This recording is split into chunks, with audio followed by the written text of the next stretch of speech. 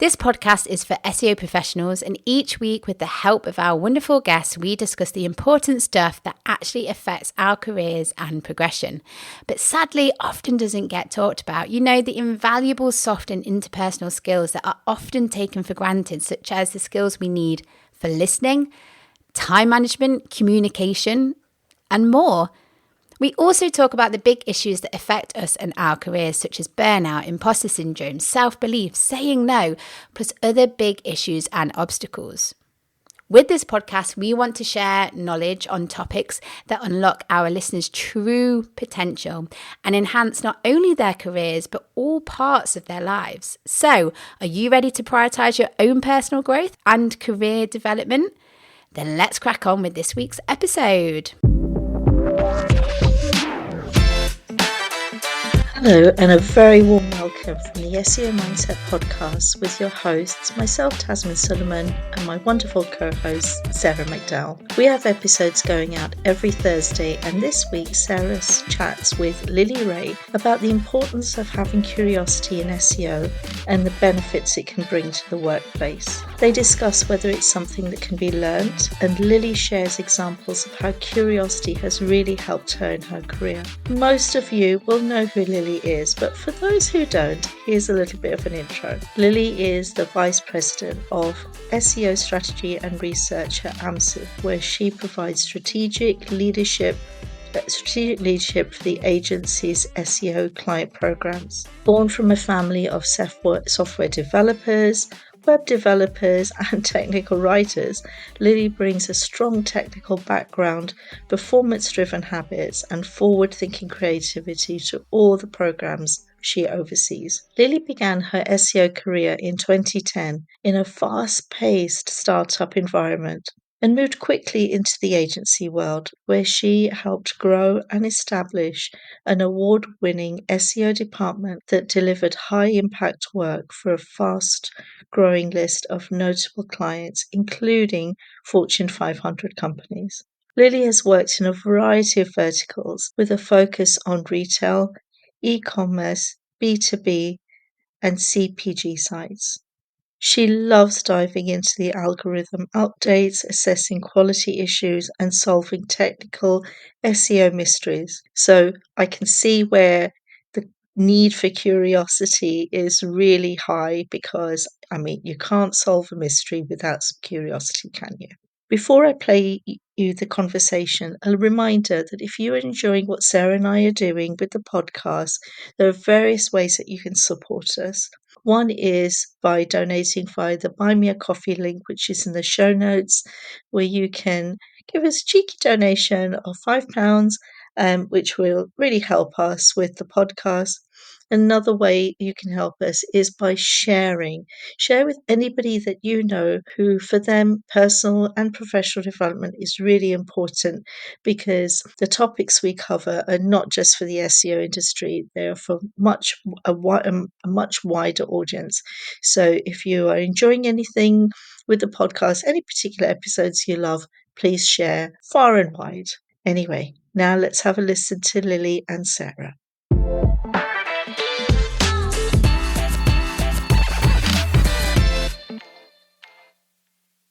Hello, and a very warm welcome to Lily. Hi, thanks for having me. I am super excited to have you on the podcast, and I believe you're traveling right now. Is that correct? I am. I'm in Berlin. I was speaking in Hamburg last week, and I'll be in Portugal next week. Oh, nice. So, is Hamburg somewhere that you like to visit regularly, or? It was my first time in Hamburg. I spoke at the OMR conference, which was amazing. And I'm here in Berlin, riding out a few days before my next talk in Portugal. That was my first time in Hamburg, but I go to Berlin quite often, so I'm happy to be here. Oh, nice. Yeah, we were talking just before recording, and I said that Berlin is a place that's always on my list, but I've not quite been there. I mean, I've got no excuse because I'm based in the UK, right? So I can be there in 2 hours, but for some reason it's never quite happened. How often are you doing talks in And yeah, how often are you a speaker? Yeah, I would say on average about 2 to 3 times per month for the past maybe 4 or 5 years, with some breaks.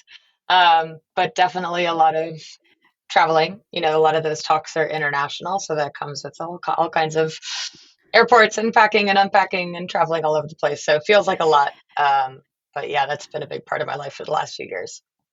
Yeah, yeah. I mean, it's very impressive. So, over the last couple of years, upped my speaking game and getting more gigs and conferences and opportunities.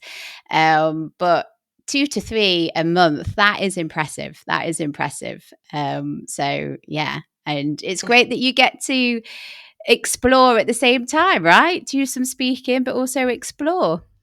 Yeah, it's pretty cool. Ever since I would say since COVID kind of changed the landscape of how we work, my agency went sort of remote hybrid during that time. So it's definitely enabled me to do a lot more traveling and meeting SEO professionals and digital marketers around the world. So that's been a really, really cool opportunity for sure. Amazing, amazing.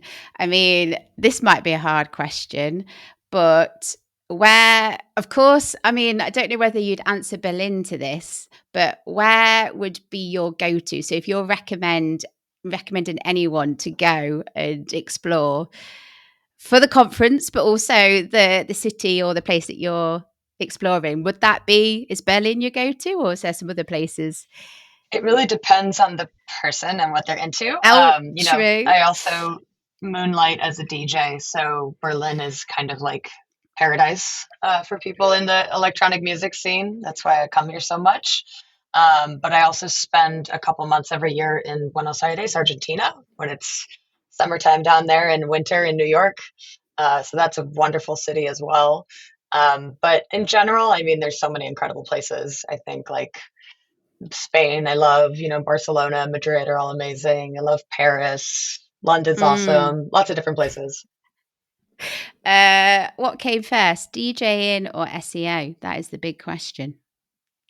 So technically, I started doing SEO first and DJing shortly after, I want to say, but I'm a drummer as well. I played in rock bands growing up, so that started when I was 6 years Awesome. old. So I've been a musician pretty much my whole life. Nice, nice. Well, a brag for you on my point is I reached grade 5 in piano. So Amazing. yes, I I have some musical in my background as well. Super cool. Lovely stuff. Well, yes. So I have invited you on the SEO Mindset podcast today to talk about curiosity. And I think this will be a really good conversation because I want to sort of unpick curiosity, what it is, why it's important, and how it can help us be better SEOs or better professionals. Now, the reason this topic came up is I follow you on LinkedIn and I see a lot of your content, and it sort of comes across that a lot of the things that you're posting comes from a place of curiosity. So you sort of like you're digging into something or you're researching something or you see something or a trend and you want to look into that. Would you say that was a fair sort of summing up? Would you say you're a quite curious person? Yeah, I mean, I don't necessarily like think about it in those terms, but now that we're talking about it, I would say yeah. That's definitely something that's driven me throughout my SEO career is always this feeling of not knowing everything or not feeling like I know everything. Like your knowledge in the SEO space is never truly complete. Things change and develop and evolve every day. So a big part of that is just being like endlessly curious about what's happening and what's changing. I mean, like just even today, like you go to work thinking you're going to work on something and then something big happens or there's some new development in the space and it's like I'm always really hungry to figure out what that is or learn as much as I can. So definitely a big driving factor in SEO is the need to be curious just because things are always changing. Nice, nice. And I definitely agree with you because if you ever get to the point where you're like, I know everything, I know everything there is to know about SEO or whatever industry or a particular topic, you're in a really sort of dangerous place of being left behind, because we should always be learning. We should always be developing. We should always be curious. So I think it's so, so important to have that. Now, would you say that curiosity is something that can be learnt? I think so. I think a good starting point is really understanding, like, again, it's you can't really know everything, and especially in a field like SEO where there's so many different facets and like subsets of SEO. Like there's so many different things that we all work on. So just knowing how all the pieces kind of fit together, and really just knowing you can't know everything, you don't know everything, and like especially now with AI, it's like exponentially changing. Like the number of different tools that we have, the number of ways that we have to analyze data, and new findings related to like what Google's up to and all the different search engines and large language models. There's just so much happening. So I think kind of putting on the mindset of, there's a lot happening, and I want to try to synthesize all that information in a way that makes sense for me and spend every day kind of learning something new and asking questions about what I'm doing. That's really important. And I think anybody could do that. And do you think it kind of takes away the fear? Because a lot in our industry, like you said, things are changing all the time. The landscape is changing, things are developing, and it can be scary to keep on top. And it can be quite fearful, being like, am I always going to know what to do? How can I keep up with all this change? So, would you say curiosity allows you to sort of tackle that fear and come at stuff with not, well, I want to say from a place of playfulness, but more sort of, if you are being curious, it's okay to sort of not know something, because that's what you're curious about, because Yeah. you need to, yeah. Yeah, no, I think one of the best aspects of like an effective SEO is that curiosity and that need to ask questions, because I think one of the ways that SEOs can get stuck is thinking that okay, I have a really good handle on things. I really know everything that there is to know, and I'm going to kind of not not keep learning, right? I'm going to kind of be stuck in my ways and just kind of approach things the same way, because especially right now, there's just so many new and different ways of approaching the same problems that we've been approaching for a long time, like with new tools and new abilities to like synthesize and analyze data more quickly and things like that. So I think as long as you're kind of saying, there's a lot that I don't know, and I want to try to figure out as much as I can, and I feel comfortable asking people questions, and also admitting when I don't know something, or being okay not knowing something. Like I'm on a team of 30 plus people, and we all know different things. We all have completely different skills. And one thing that I love about our team is we meet every day and we all share what we know and also ask each other questions. And it's very much an environment where we can collaborate and learn from each other. And without that, we would really be stuck. Like that's the thing that really Mm. advances us so much. Yeah, because we all have our own strengths and weaknesses, and we need to learn what we can do, but we also need to learn what we're missing, so that we can lean on other people or ask those questions. Would you say that one of the biggest blockers of people being more curious is because they fear about being found out that they don't know? Yeah, I think it's really easy to get, number one, like really overwhelmed and feel a lot of imposter syndrome in our industry because there's so much to know. And that can result in people not asking questions, right? Because maybe they're kind of shy, or maybe they feel a little bit ashamed about what they know and what they don't know. So their response might be like kind of just cowering and like not wanting to say anything, which I'm always encouraging my teammates, like, please don't do that. There's no dumb questions. You can ask as much as you want. You shouldn't feel bad about little things that you didn't know. Like I've been doing this 15 years and there's still stuff all the time that I would like, can't believe I didn't know that this whole time, but now I do, you know? And so it's okay to have those questions because we're all learning at different speeds and we're all learning different things at different times.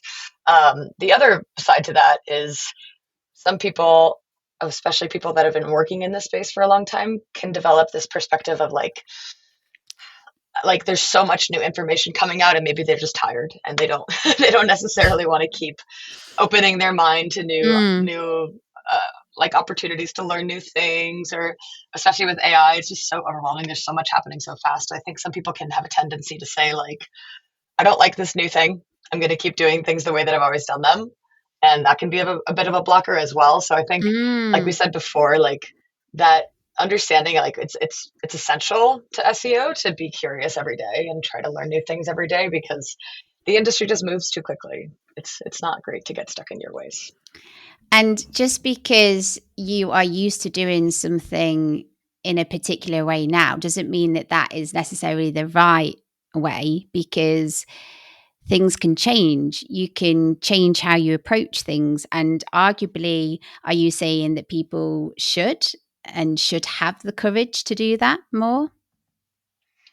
Yeah, I mean, within reason, I think one of the things that I love most about our industry is the fact that we do have so many conferences and also like online publications and people really inspired to share their ideas and how they do things. You know, we're in a really unique industry in the sense that so many people have personal blogs and they submit articles to industry publications and they like to speak at events and they like to do webinars and podcasts because we all share a lot.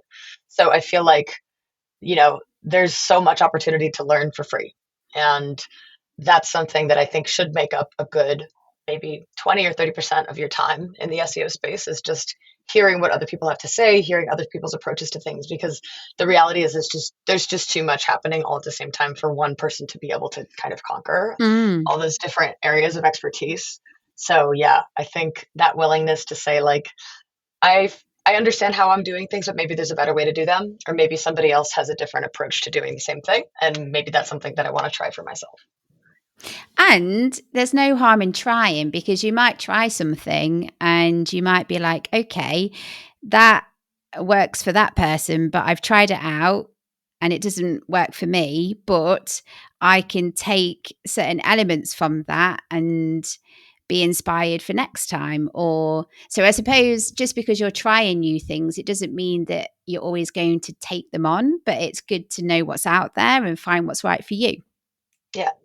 Yeah, and one thing that's really cool now is it's easier now than it ever was before to try to learn new approaches and new ways of doing things because now we have AI.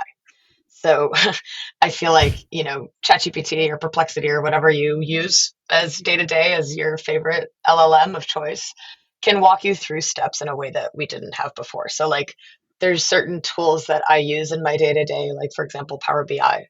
And a lot of times in the past several years before ChatGPT existed or the other LLMs, you know, I would get stuck on a certain problem and I would get really frustrated and feel really lost and try to Google it and not be able to figure it out. And now so many of the times you can just talk to ChatGPT about it and it can help you figure it out. And it's like, wow, I can now move forward and keep learning new things. So I feel like, yeah, now more than ever, it's much easier to continue learning.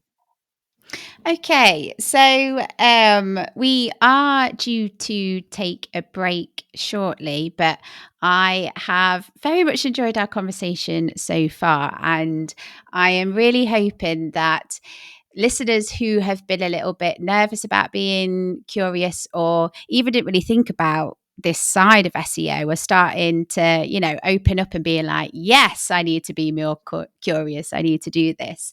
But before I take us into our first break, um, what what would you say to someone who needs that extra little bit of convincing? So they're listening right now and they're like, "Oh, yes." But what is that one thing that you could say to them to try and get them over the line? I think step outside your comfort zone and either join some type of online community with, Mhm. you know, like-minded people, or maybe people in the SEO space. There's a handful of Slack groups or, you know, forums or places where people talk about things, or attend an in-person conference. because the more that you're exposed to other people's ideas, the more that you'll realize, oh, there's other ways of thinking about this. And I think that'll be really beneficial. Nice. And do you know what? You've sort of really nicely led us into what we're going to be talking about in part two. Because in part two, we're going to be sharing more practical strategies and tips about how to be more curious. And yeah, Lily will be sharing some more examples. So join us back for part two.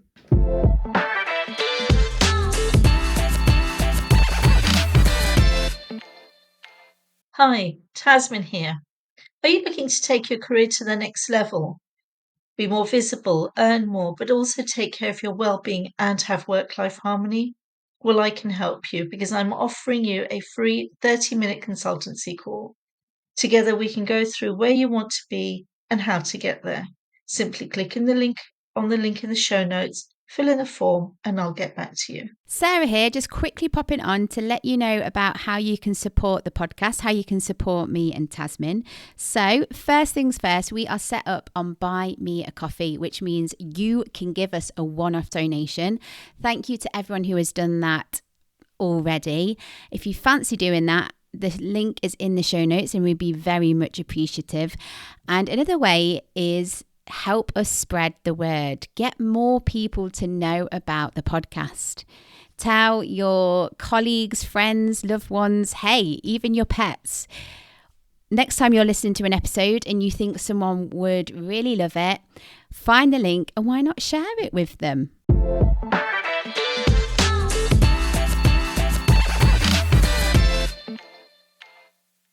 Introducing Clear Narrative Media, a purpose-led media marketing agency that transforms how founders, creatives, and organizations share their stories online. Dedicated to assisting you with all your marketing, content, and strategy needs. Their services include photography, consultancy, and social media management. Clear Narrative Media is here to transport your visions to life. They are on a mission to help you to create awareness, build visibility, and enhance your business and professional growth overall. For more information, head over to their website at cnmedia.com or follow the link in the show notes.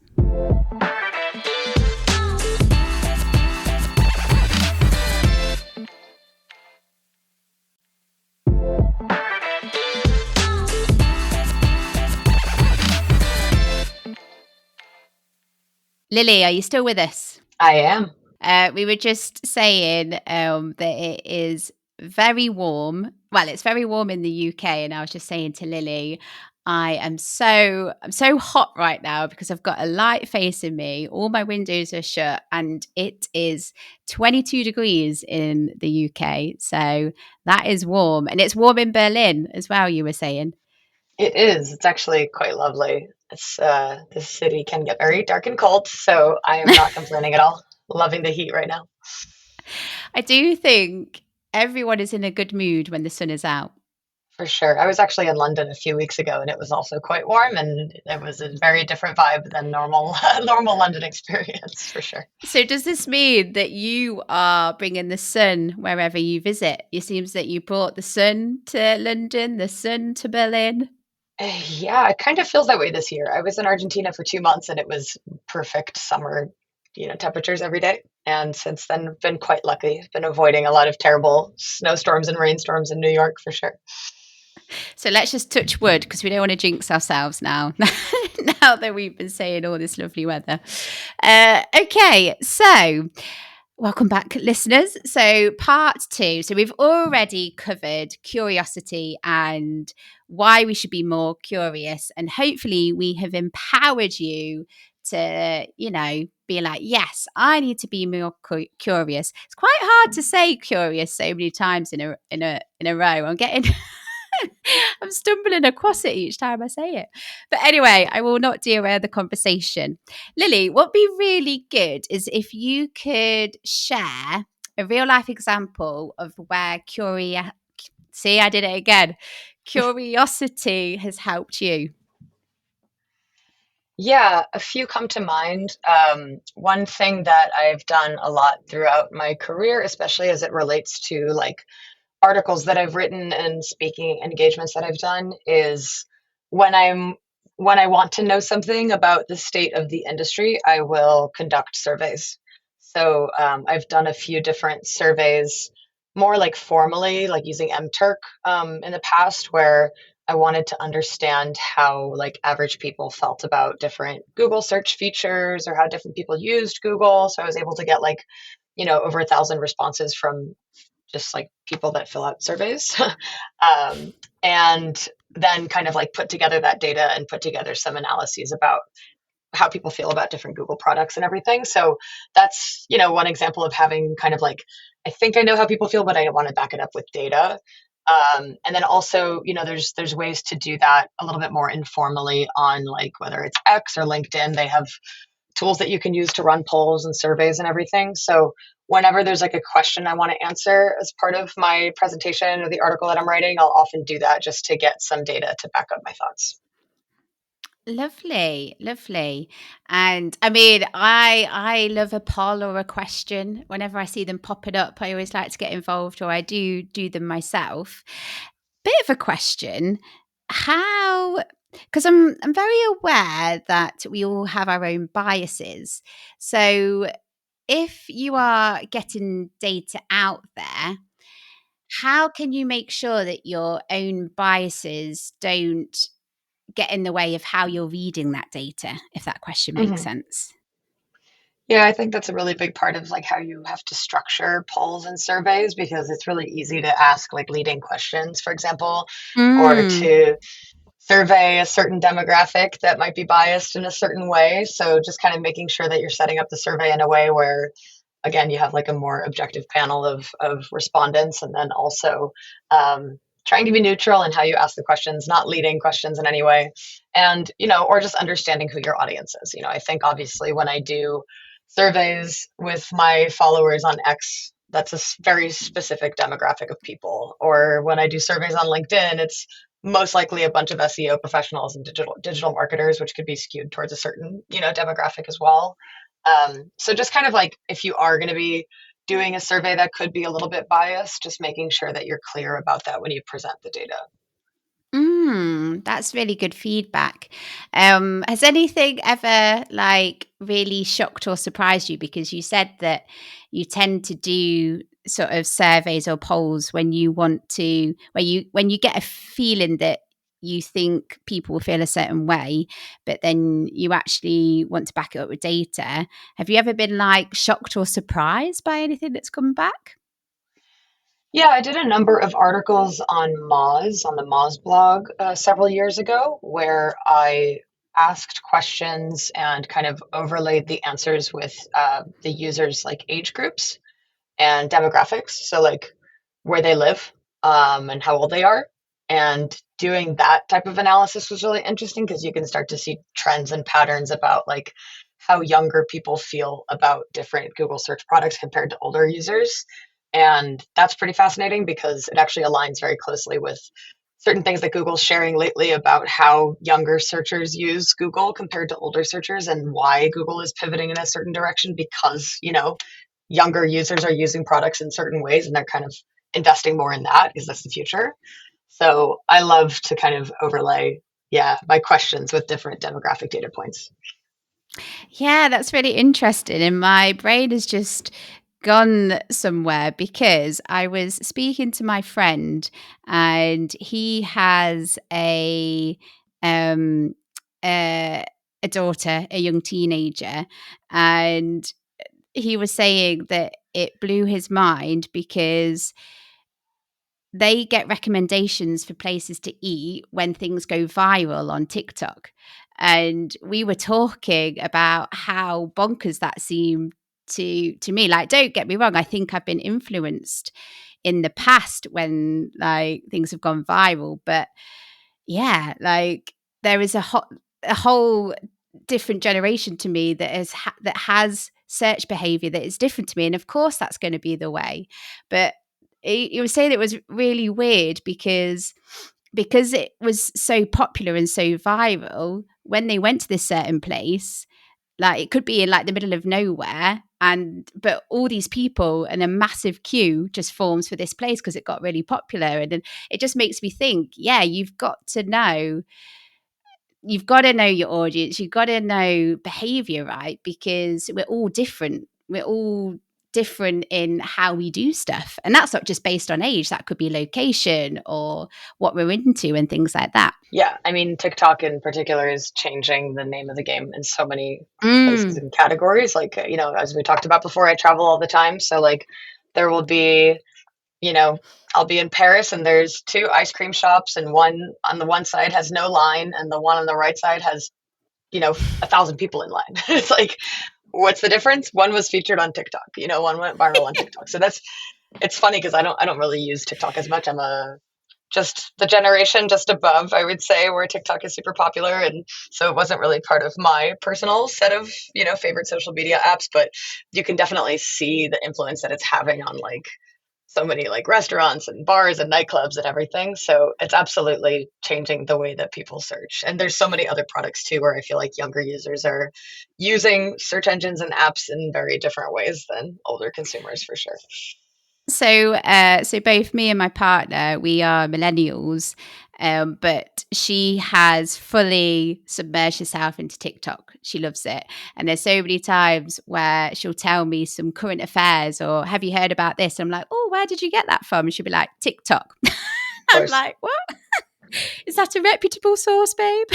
Yeah. Of course, of course, there's reputable sources, but I suppose you have to be a bit careful. But yeah, but that just goes to show that, like, even with me and Tash being the same, like, we're both sort of mid-30s, but even us, we have our different ways of searching and stuff. TikTok Yeah. scares me, if I'm honest.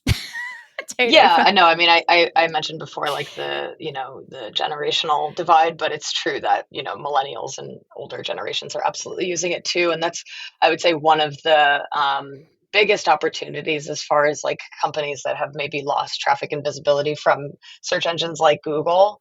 A lot of Mm. that audience has shifted towards TikTok, not just younger users. So, and Google also likes to consume TikTok content and display TikTok content in different ways too. So there's definitely a lot of potential for businesses and for, content creators and influencers on TikTok. Exactly. Oh, that would be a very good. I mean, I won't derail the conversation and go into a completely different topic, but yeah, that would be a really good conversation to have more. Lovely. Okay, so I would like to know 3 actionable ways that our listeners can implement to be more curious. So, for those listeners who and of course, I'm thinking all of our listeners are going to be like, yes, I'm here. I want to be more curious. How do I? Could you share like 3 strategies that they could implement? Yeah. One thing that I've done a lot throughout my career, and maybe it can seem a little scary to some people, but it's proven to not be so scary and be very effective for me, is reaching out to people that I follow and whose work I admire and I trust and learn from very much, to actually develop like personal relationships with those people. I always say shoot your shot, like reach out to people, tell them that their work has helped you, and maybe you have some other questions for them and you'd love to have a quick chat or ask them something. More often than not, especially in our industry, people are really excited to make new friends and to share ideas and everything. So I think having that, like taking the initiative to reach out to people, is extremely helpful. Um, Pitch to speak at conferences. It can be a little bit challenging at first. I think there's a lot of competition in the SEO space, and there's not definitely not as many speaking opportunities as there are people who want to speak. But you will gain so much from putting together, a talk and meeting other speakers and having that experience. And then, of course, being a speaker gives you the opportunity to attend conferences, which is a really good way to learn new things as well. And the last thing is, I would say right now, the best way to kind of like satiate that curious feeling that we all have is to use AI tools. I'm learning so much every day, just experimenting with all the different AI tools. My current favorite, shout out to Crystal Carter. We just hung out last week, and she kind of opened my eyes to how amazing Notebook LM is on Google, which is a free product on Google, where you can kind of combine a lot of different files and create like a chatbot or like a podcast summary and just learn new things. So now that I know that that's there, like every time I have a question about something, I'll like put all the files into there and just like ask it a bunch of different questions. So, with AI, there's a lot of new ways to kind of like parse and analyze data and learn things much more quickly. So that should definitely help in your journey to like, yeah, be curious and want to learn things as efficiently as possible. Yeah, definitely. And you've just got to, right? You've just got to lean into your curiosity and have a go, try things out, because that's the only way that you're going to learn and develop and improve your current skills. You got to try these things. For sure. Lovely, lovely stuff. Right. I'm very sorry to say this, Lily, but we are rapidly running out of time. Technically, we've gone over, but there are 3 questions that we ask all of our guests. So, my first question is, what is the key takeaway for our lovely listeners for this episode? I would say the key takeaway is, it can be tempting or easy to feel like either you already know everything, right? And so you're going to kind of be stuck in your ways and not learn new things, or you can feel very daunted and a bit scared about how much there is to learn. And both of those things can result in you not taking that next step of trying to learn new skills and new things every day and ask new questions. So I think no matter where you are in your career, including people that have done this for 20 or 30 years, it's essential to keep experimenting and asking new questions and learning new things and meeting new people, just because SEO from even 3 years ago is completely different than it is today. So that curiosity is essential. Lovely, lovely. Second question, someone awesome to follow in the industry and why? I have 2. Oh, I don't know if that's allowed. No, I'm joking. I'm breaking the rules. First one that comes to mind has been a friend and mentor of mine for many years, Glenn Gabe. He's kind of he's been in the SEO space for a very long time, and he is so generous in what he shares with the industry. I would say he posts, I don't even know, 20 plus things every day, all day, every day, for everybody to learn from. And he's been such a key figure in my own experience in my career, learning new things every day. And he's been very generous with his knowledge. So Glenn Gabe, he posts on X and LinkedIn frequently. And Crystal Carter, I also mentioned her before, but she is doing so much for the industry lately, and especially as it relates to like AI and large language models.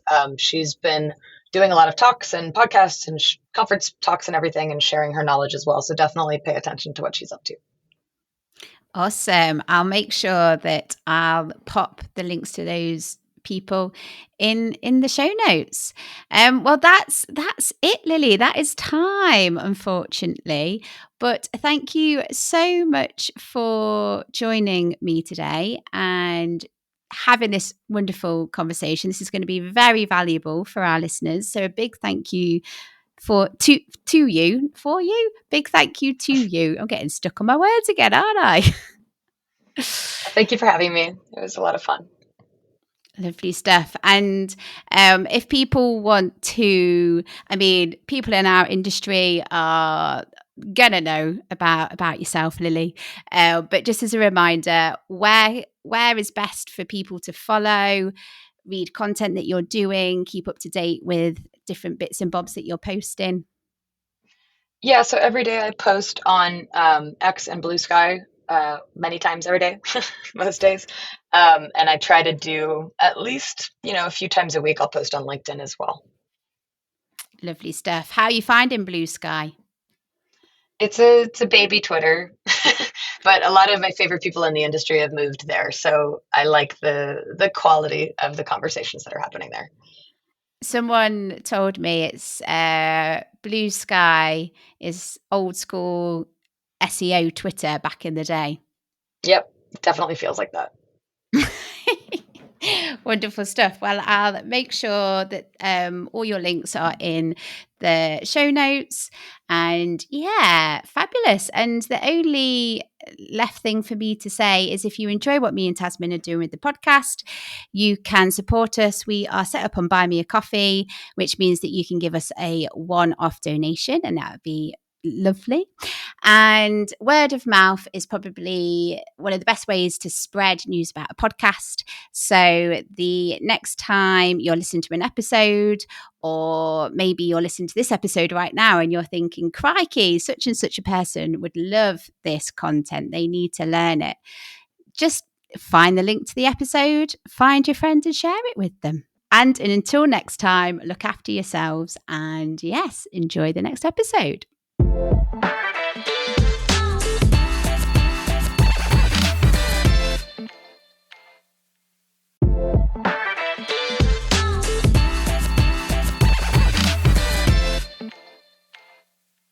Looking to create awareness, build visibility, and enhance growth for your business, organization, or yourself?